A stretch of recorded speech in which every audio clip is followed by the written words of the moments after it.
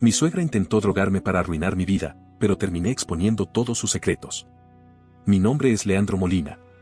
Tengo 32 años y soy fotógrafo independiente en Medellín. Trabajo con lo que amo, capturar momentos, ya sean bodas, fauna salvaje o reportajes humanos. Lo he construido todo desde cero, sin padrinos ni palancas. Me ha costado años, pero hoy vivo de esto, y vivo bien.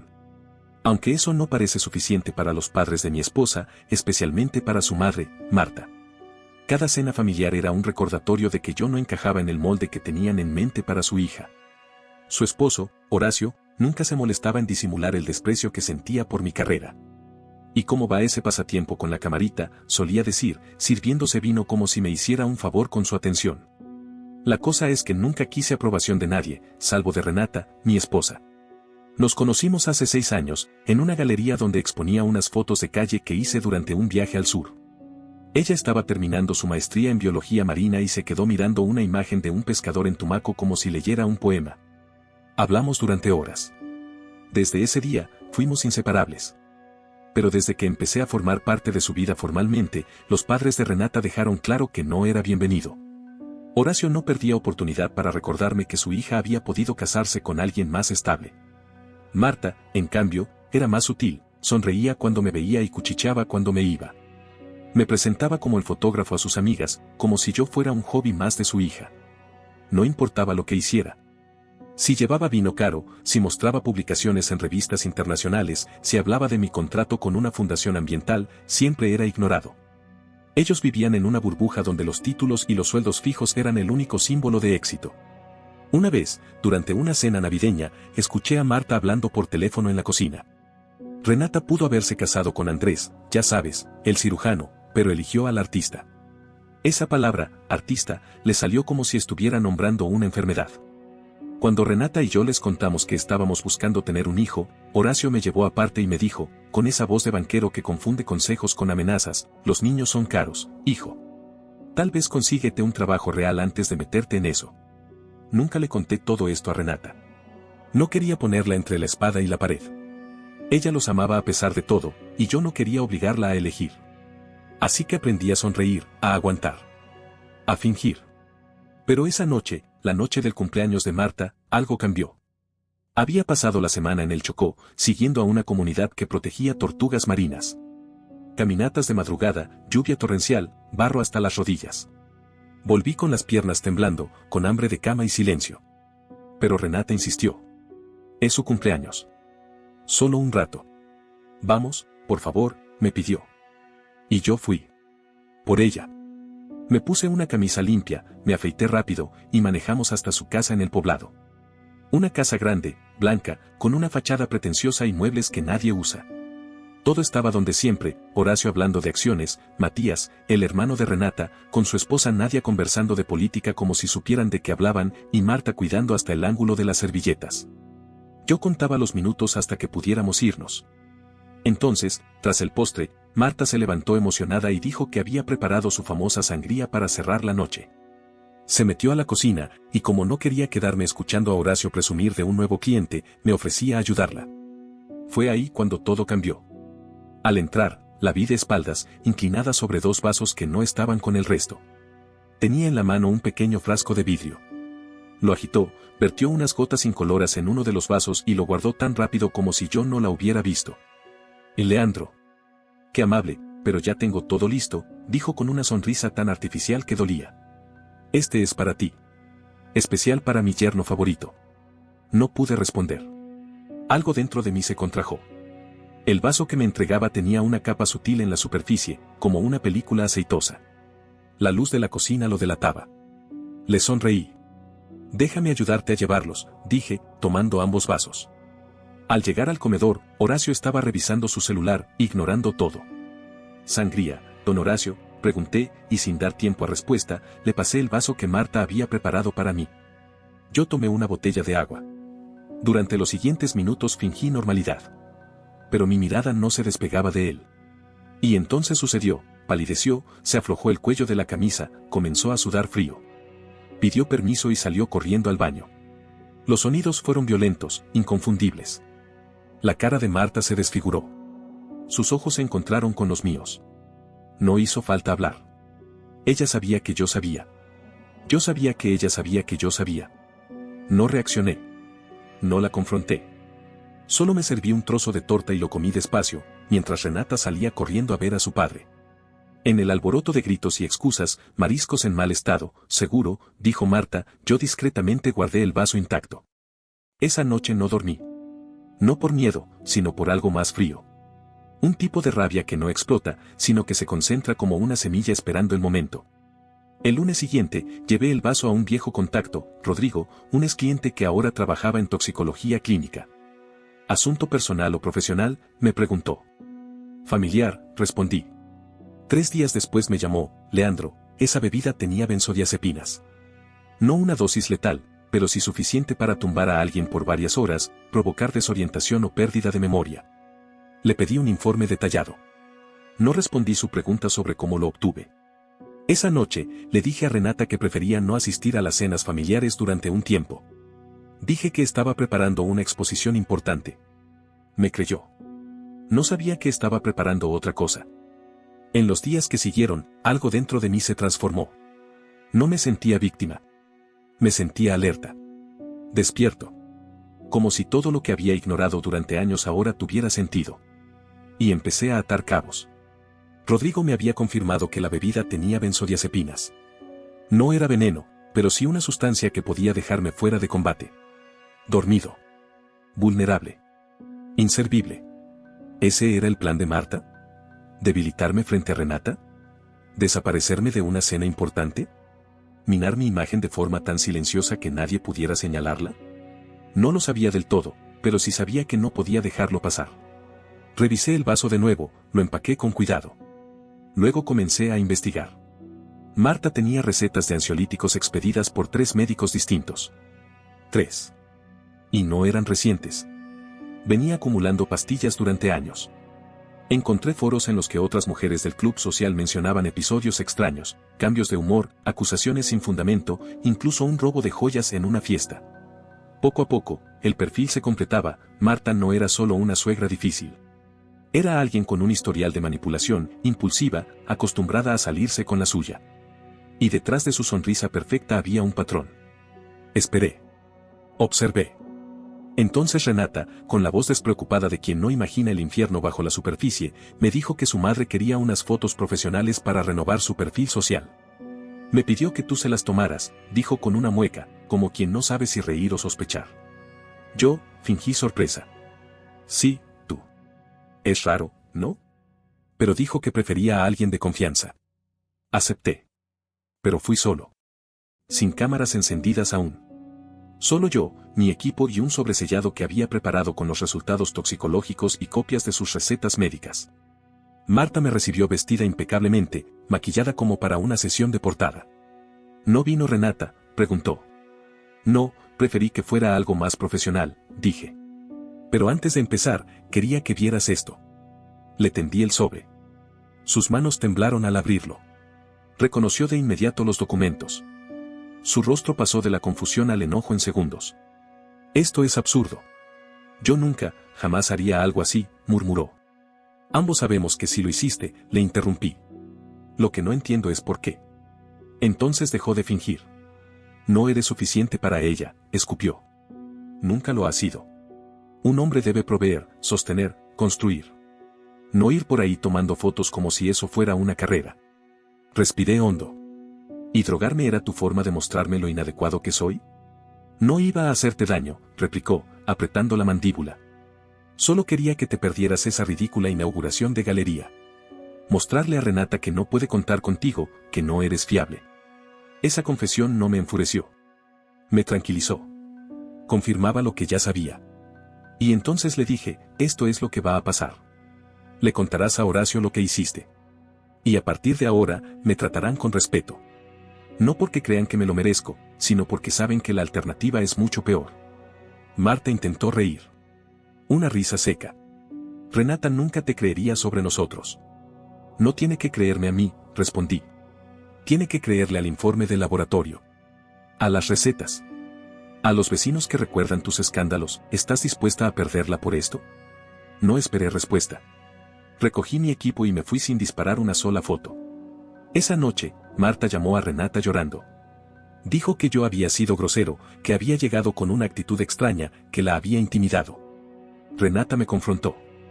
¿Qué pasó con mi mamá?, preguntó con los brazos cruzados, desconcertada. No podía mentir más. Le mostré todo, los resultados, las recetas, los mensajes pasados, incluso capturas de pantalla de frases donde Marta insinuaba que yo era un parásito. Renata se quedó en silencio, mirando el papel, las fotos, los informes. Mi mamá no haría esto, murmuró. Pero su voz no tenía firmeza. Al día siguiente fue a hablar con sus padres. Yo no fui. Cuando regresó, traía los ojos rojos y una expresión que no supe leer. Mi papá dice que todo es un malentendido. Que estás intentando dividir a la familia por inseguridad. Que necesitas ayuda. Lo había anticipado. ¿Y tú qué piensas?, le pregunté, casi sin respirar. Ella no respondió. Solo se metió en la cama y me dio la espalda. Durante 2 semanas, Renata se volvió una sombra. Callada, lejana. Iba sola a casa de sus padres, volvía tarde. Con los ojos apagados. Me sumergí en el trabajo como escudo. Me perdía horas editando, salía a fotografiar sin rumbo, cualquier cosa para no pensar. Hasta que una noche, un sobre sin remitente llegó a mi estudio. Adentro había una memoria USB y una nota escrita con una letra fina: deberías ver esto. Nadia. La esposa de Matías. Una mujer que siempre pareció distante, pero educada. Conecté la memoria. Eran grabaciones de seguridad de la casa de Horacio y Marta. La noche del cumpleaños. El momento exacto en que Marta entraba a la cocina, sacaba un vial y lo vertía en un vaso. Luego yo entrando, tomando los vasos. Horacio bebiendo sin sospechar. Había más. Marta gritándole a Horacio luego del incidente, furiosa porque él había tomado el vaso equivocado. ¿Cómo pudiste confundirte? Era para él, no para ti. Y él, vomitando aún, le gritaba: esta no es la primera vez que haces algo así. Vi los videos 3 veces. Me temblaban las manos. No solo por la confirmación, sino porque Horacio lo sabía. Y se había callado. Otro video, 2 días después, los mostraba en la sala. Marta hablando con frialdad: ya empecé a decirle a Renata que su matrimonio está cambiando. Que tú estás distante. Le estoy sembrando la duda. Muy pronto, pedirá el divorcio, y creerá que fue idea suya. Apagué la laptop y me senté a oscuras durante casi 1 hora. Esto no era solo contra mí. Era un patrón. Una estrategia sistemática. Control, aislamiento, manipulación. Lo habían hecho con otros. Lo estaban haciendo ahora. Llamé a Nadia esa misma noche. ¿Por qué me mandaste esto?, le pregunté. Su voz era tranquila. Porque lo hicieron conmigo también. Cuando me casé con Matías. Durante 2 años intentaron separarnos. Decían que yo no era suficiente. Casi lo logran. Y Matías. No sabe nada. Idolatra a su papá. Cree todo. Intenté contarle, pero piensa que exagero. No soportaba ver que te pasara lo mismo. Al día siguiente, recibí un mensaje de Horacio: hablemos. Hombre a hombre. Sin esposas. Accedí. Nos vimos en su club social. Una sala privada, whisky servido, mirada calculadora. Leandro, empezó, las familias son complejas. Marta es intensa, sí, pero te juro que tiene buen corazón. ¿Doparme es una muestra de cariño?, pregunté. Hizo un gesto con la mano. Malentendido. Seguramente confundió los vasos. Está medicada. A veces no piensa con claridad. Me incliné. Tengo los videos de seguridad, Horacio. Su rostro cambió. Se tensó. Su voz se volvió seca. ¿Qué quieres, dinero? No quiero nada. Solo que nos dejen en paz. Dejen de intentar destruir lo que tengo con Renata. Dejen de meterse en nuestro matrimonio. Se rió sin humor. ¿Crees que eres el primero con el que lidiamos? Renata siempre vuelve a casa. Pregunta por Andrés, el doctor. Fue antes que tú. Perfecto. Pero no nos gustaba su familia. Nos tomó 6 meses hacerle ver que no era para ella. Lloró, sí, pero volvió. Salí de ahí con un nudo en el estómago. Llamé a Ariadna, la compañera universitaria de Renata. Andrés, dijo. Fue horrible. Estaban comprometidos. Era un tipo increíble. Pero sus papás la convencieron de que él la engañaba. Hasta fabricaron pruebas. Cuando él trató de explicarle, ella ya no confiaba en él. El patrón estaba claro. No era personal. No era contra mí. Era una forma de vida para ellos. Un sistema. Y esta vez, no iba a funcionar. No confronté a Renata de inmediato. No le solté todo de golpe, ni la empujé a decidir. Había aprendido que con ella las cosas necesitaban su tiempo, su espacio. En cambio, comencé a armar un expediente. No para chantajear, ni para vengarme. Para defendernos. Contacté a Andrés. El supuesto prometido perfecto. Al principio fue evasivo. No quería revolver el pasado. Pero cuando le expliqué lo que estaba pasando, lo que había descubierto, su tono cambió. Me envió capturas de antiguos correos que intercambió con Renata en esa época. En ellos quedaba claro cómo Marta y Horacio minaron su relación, sembrando mentiras, cuestionando su fidelidad, haciéndola dudar de sus propios instintos. No solo eso. También hablé con un par de amigos cercanos de Renata que se habían distanciado sin explicación en los últimos años. Ambos admitieron que, en su momento, Marta los acusó de malas influencias y les soltó indirectas hasta que se alejaron por completo. Recopilé todo, correos, mensajes, grabaciones, testimonios. Nadie me pasó más clips de las cámaras de seguridad. En uno, Marta y Horacio discutían sobre mí, sobre cómo convencer a Renata de que el matrimonio estaba haciendo agua. Y en otro, Marta decía algo que me heló la sangre: cuando terminen, le haré pensar que fue su decisión. Así no quedará resentimiento. Se irá sola. Sabía que no podía guardar eso por más tiempo. Así que llamé a Matías y Nadia. Les pedí que vinieran a cenar. No le dije a Renata de qué se trataba. Solo preparé una comida sencilla y conecté mi laptop al televisor del salón. Después del postre, pedí que se quedaran sentados. Necesitan ver esto, dije. Durante la hora siguiente, reproduje todo, desde el video de la noche de la sangría hasta las discusiones sobre Andrés, los comentarios sobre nuestra relación, las manipulaciones a largo plazo. Renata no se movió. Solo respiraba hondo, con las manos entrelazadas, clavando los ojos en la pantalla como si al parpadear fuera a traicionarse a sí misma. Matías murmuraba cosas como: esto no puede ser real, no son mis padres, como si se intentara convencer de lo contrario. Cuando terminó todo, el silencio era total. Hasta que Renata habló. ¿Por qué no me dijiste esto antes? No quería que viniera de mí. Tenías que verlo tú misma. No se trataba solo de lo que me hicieron a mí. Es todo lo que han estado haciéndote a ti desde siempre. Matías se levantó abruptamente. Esto está manipulado. Estos videos están editados. Mis papás no harían algo así. Nadia le tomó la mano. También lo hicieron conmigo, Matías. Él la miró como si fuera la primera vez que la veía de verdad. ¿Por qué no me dijiste? Lo intenté. Muchas veces. Pero tú no querías escuchar. Esa noche, Renata no durmió.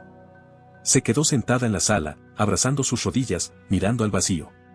Cuando amaneció, se metió en la cama a mi lado, y susurró: necesito tiempo para procesar esto. Pero te creo. Y lo siento.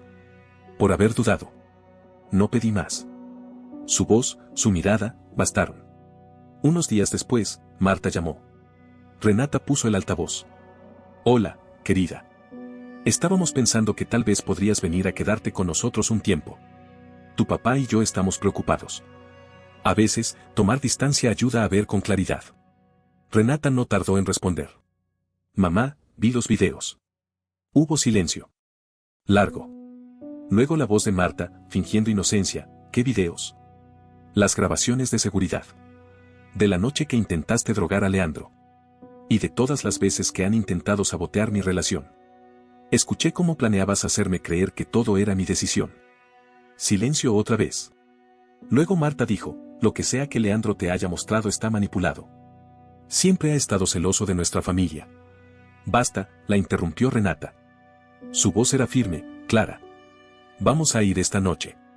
Leandro, Matías, Nadia y yo. Vamos a hablar como familia. Sin mentiras. Sin máscaras. Cuando colgó, me miró con una mezcla de decisión y miedo. No van a confesar nada.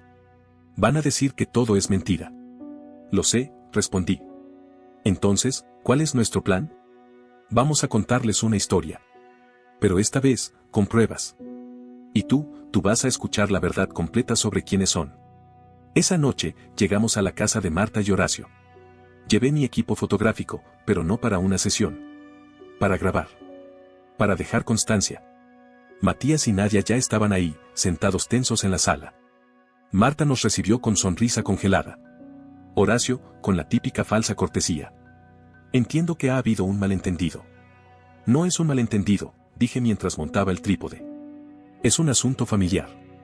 Y yo también soy familia. Aunque hayan intentado excluirme desde el primer día.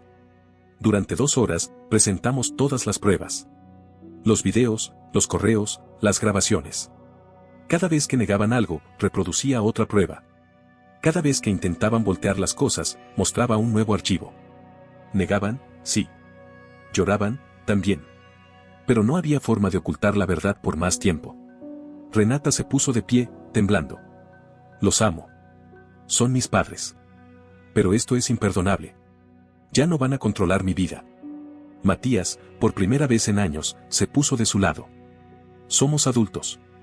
Podemos elegir nuestras parejas. Nuestra familia. Ustedes no tienen derecho a decidir por nosotros. Marta rompió en llanto. Pero no era culpa lo que vi en su cara. Era miedo. Horacio, en cambio, parecía perplejo. Como si no pudiera entender cómo todo se había salido de control. Cuando nos fuimos, le entregué a Horacio una memoria USB. Esto contiene todo. No voy a destruir su reputación. No quiero eso. Renata no necesita eso. Pero si vuelven a intentar algo contra nosotros, les aseguro que todo esto llegará a sus socios, a sus amigos del club, a todos los que les importan. Por primera vez desde que lo conocí, Horacio me miró con algo cercano al respeto. ¿Te subestimé? Sí, respondí. Y no lo volverán a hacer. Pasaron 6 meses. Durante ese tiempo, Renata y Matías comenzaron terapia. Sabían que lo que habían vivido no era normal. Que lo que sus padres les habían vendido como amor era otra cosa, control, dependencia, manipulación. Un vínculo disfrazado de preocupación que los había mantenido atados por años. Marta y Horacio mantuvieron distancia. A veces enviaban mensajes, invitaciones sueltas, pero sin insistencia ni presión. Era como si supieran que cualquier movimiento brusco podía desatar algo que ya no podían controlar. Y entonces, cerca de diciembre, recibimos una invitación formal. Una cena familiar, por las fiestas. Un nuevo comienzo, decía la tarjeta. Renata quería ir. Siguen siendo mis padres, dijo. Y parecen estar intentando cambiar. Acepté, pero con reservas. No era ingenuo. Sabía que cambiar una estrategia de vida no se hace de un día para otro. La noche de la cena todo parecía normal. Demasiado normal. Marta había cocinado un festín. Horacio me saludó con una sonrisa que parecía casi genuina. Me preguntó sobre mis proyectos, incluso mencionó una exposición que había visto anunciada en redes. Parecía que todo iba bien. Después de cenar, Horacio me llamó a su estudio. Quiero hablar contigo, Leandro. Hombre a hombre. Entré, sin bajar la guardia. Me ofreció un whisky, que acepté, pero no toqué. Me senté frente a él. He estado pensando mucho, dijo. Sobre tu carrera, tu talento. Has logrado cosas importantes. Pero, ¿has pensado en diversificarte? Fruncí el ceño. Quiero decir, podríamos traerte a la empresa. No como empleado. Como socio. Un camino a una posición sólida. Salario competitivo. Estabilidad para ti, para Renata, para el bebé.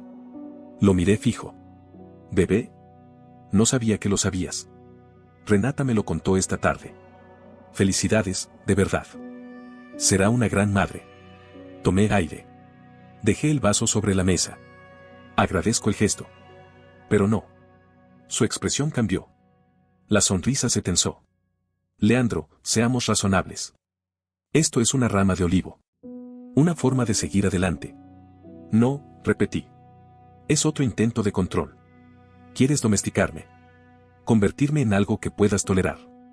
Todo el mundo tiene un precio, dijo bajando la voz, casi con desprecio. Ahí está tu error, respondí. Creer que se trata de dinero. Que se trata de dominio. Y eso es precisamente lo que nunca vas a entender de Renata. Me levanté. En el comedor, Marta hojeaba viejos álbumes con Renata. Reían. Marta sostenía una foto de infancia. Eras tan feliz en casa, decía. Renata me miró desde el otro lado de la sala. Yo hice un leve gesto. Ella lo entendió. Se puso de pie. Mamá, papá, tengo algo que decirles. Todos se giraron. Vamos a tener un bebé. Leandro y yo. Estoy embarazada de 3 meses. El silencio fue breve. Marta reaccionó primero, lanzándose a abrazarla, fingiendo una emoción que ya no sabía si era real o no. Horacio vino más lento, mirándome. Felicidades, dijo con tono rígido. Gracias, respondí. Y en voz baja, para que solo él me oyera, este niño nunca será un peón en tus juegos. Te lo prometo. No dijo nada. Solo bajó la mirada y asintió, una sola vez. Esa noche, mientras volvíamos a casa, Renata me apretó la mano en el auto. ¿Crees que hayan cambiado? No, respondí con calma. Pero saben que nosotros sí. 3 semanas después, llegó una carta certificada del abogado de Horacio. Contenía la escritura de la casa que habíamos estado alquilando. A nuestro nombre. Sin condiciones. También los documentos de un fideicomiso para Sofía, nuestra futura hija. No había nota. Ni felicitaciones. Solo los papeles. No era una disculpa. Horacio no era capaz de eso. Pero era algo. Una forma de decir, ya entendí. Sofía nació a finales de julio. Una madrugada tranquila, sin sobresaltos. La llamamos así por mi abuela, que me enseñó a mirar el mundo con curiosidad. Marta y Horacio fueron al hospital. Llevaron regalos, flores, y se fueron después de 1 hora. No intentaron imponer su opinión. No hablaron de colegios, ni de planes. Solo la observaron en silencio. Y se fueron. Pasaron los meses. Nuestra relación con ellos encontró un extraño equilibrio. No se disculparon nunca. Pero dejaron de meterse. Dejaron de intentar moldear nuestras vidas. Una noche, mientras editaba unas fotos en mi estudio, Renata entró con Sofía en brazos. Mi mamá llamó. Quiere que vayamos en Navidad. Levanté la vista de la pantalla. ¿Qué piensas hacer? Creo que deberíamos ir. Pero con condiciones. Hotel, no en su casa. Nos vamos cuando queramos. Y ni un solo segundo a solas con Sofía. Asentí. Me parece razonable. Se sentó junto a mí. ¿Sabes? Durante mucho tiempo pensé que tener éxito era hacer felices a mis papás. Obtener su aprobación. Y ahora. Miró a Sofía, luego a mí. Ahora sé que tener éxito es poder mirar mi vida y saber que no me traicioné. Que construí algo mío. Contigo. 2 semanas antes de Navidad, recibí un sobre inesperado. Era el informe anual de la firma de Horacio. Portada brillante, diseño caro, y mis fotos. Paisajes, retratos, arquitectura. Todas imágenes mías. Dentro, una nota breve. Contraté al mejor fotógrafo que conozco. Pensé que querrías una copia. No era una disculpa. No era reconciliación. Pero era algo más honesto, respeto. El reconocimiento tácito de que ya no era un problema que tolerar, sino alguien a quien admirar a su manera. No respondí. No hacía falta. Ambos sabíamos que esto no era sobre gratitud. Era sobre aceptar límites. Sobre entender que hay batallas que se ganan no con gritos, ni con venganzas, sino con constancia. En primavera abrí mi propia galería en el centro de Medellín. La inauguración fue un éxito. Renata estaba a mi lado, con Sofía en brazos. Mis padres habían viajado desde Pasto. Clientes, colegas, amigos, todos estaban ahí. Marta y Horacio llegaron tarde. Estuvieron menos de media hora. No dieron consejos. No criticaron nada. Marta sostuvo a Sofía brevemente. Horacio me estrechó la mano, observó las fotos, y se fue sin decir cómo debía llevar mi negocio. Esa noche, mientras cerrábamos la galería, Renata me preguntó. ¿Crees que cambiaron? Lo pensé un momento. No, respondí. Pero han aceptado que no pueden cambiarnos a nosotros. Y a veces, eso es suficiente. Más tarde, en casa, sentados en el porche con Sofía dormida arriba, miramos las estrellas en silencio. Por primera vez en mucho tiempo, sentí paz. Una que no venía de ganar, sino de no ceder. No había vencido jugando su juego. Había ganado al negarme a jugarlo. Y esa, descubrí, era la victoria más duradera de todas, vivir bajo mis propios términos, con la familia que elegí construir. No olvides dejar tu opinión en los comentarios, dejar tu like y compartir este video.